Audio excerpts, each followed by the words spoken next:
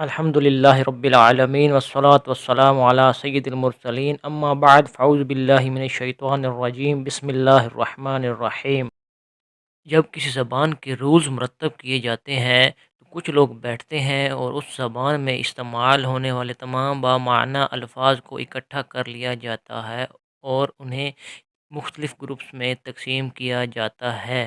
انگریزی کے رول بنانے والوں نے انگریزی کے تمام بامعنی الفاظ کو 8 گروپس میں تقسیم کیا جنہیں پارٹس آف سپیچ کا نام دیا جاتا ہے۔ اسی طرح اردو، فارسی اور عربی کے قواعد مرتب کرنے والوں نے ان کے تمام بامعنی الفاظ کو 3 گروپس میں تقسیم کیا جنہیں اردو، فارسی اور عربی میں ہی اسم، اردو، فارسی اور عربی میں ہی فعل اور اردو، فارسی اور عربی میں ہی حرف کہا جاتا ہے۔ اب سوال یہ پیدا ہوتا ہے کہ انگریزی کے تو 8 گروپس ہیں جبکہ اردو، فارسی اور عربی کے یہ 3 گروپس بنتے ہیں، تو انگریزی کے 5 گروپس کہاں جائیں گے؟ ان پانچوں کو انہی 3 میں ہی ایڈجسٹ کیا جائے گا۔ اس کے لیے ناؤن اور پروناؤن کو اس میں شامل کریں گے جبکہ ورب کو فعل میں شامل کریں گے۔ اسی طرح ایڈجیکٹو اور ایڈورب کو اس میں شامل کریں گے اور پروپوزیشن اور کنجیکشن کو حرف میں شامل کریں گے اور آخر میں انٹرجیکشن کو بھی اس میں ہی شامل کریں گے۔ اسم سے ہم باقاعدہ آغاز کریں گے۔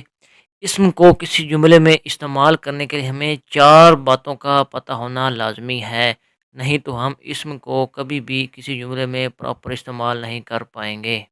نمبر 1، جنس یعنی جینڈر، اسم کا مذکر یا مونس ہونا۔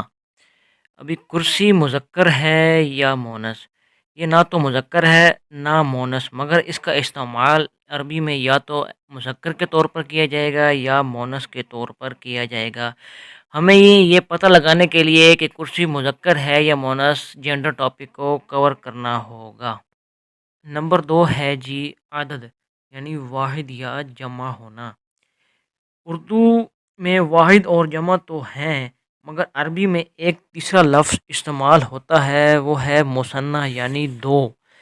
ایک کے لیے تو واحد استعمال ہوتا ہے، 2 کے لیے مثنیٰ یعنی 2 کے لیے مثنیٰ استعمال ہوگا اور 2 سے زیادہ کے لیے جمع کا لفظ استعمال ہوتا ہے۔ نمبر 3 ہے جی وسعت یعنی کیپیسٹی۔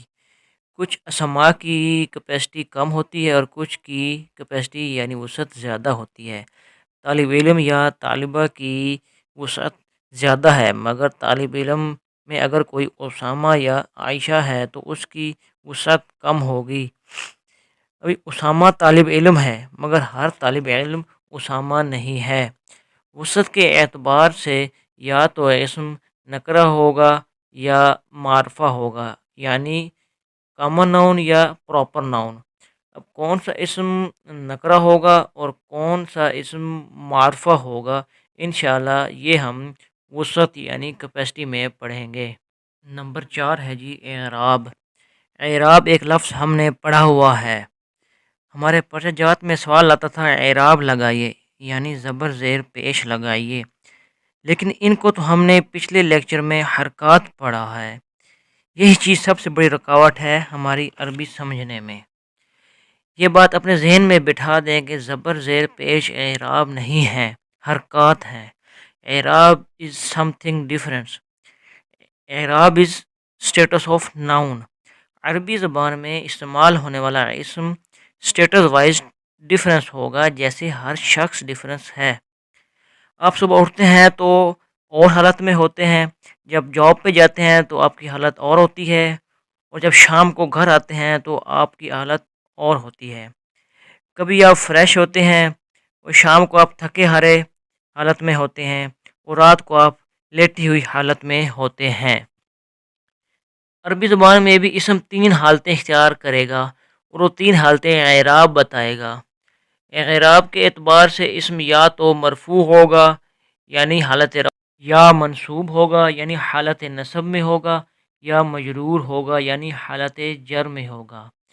ان 3 حالتوں میں ایک حالت میں ملے گا قرآن میں، جب وہ حالت رفع میں ہوگا تو کیسا دیکھے گا، جب حالت نصب میں ہوگا تو کیسا دیکھے گا، اور جب حالت جر میں ہوگا تو کیسا دکھے گا، وہ یہ ہمیں اعراب ٹاپک بتائے گا۔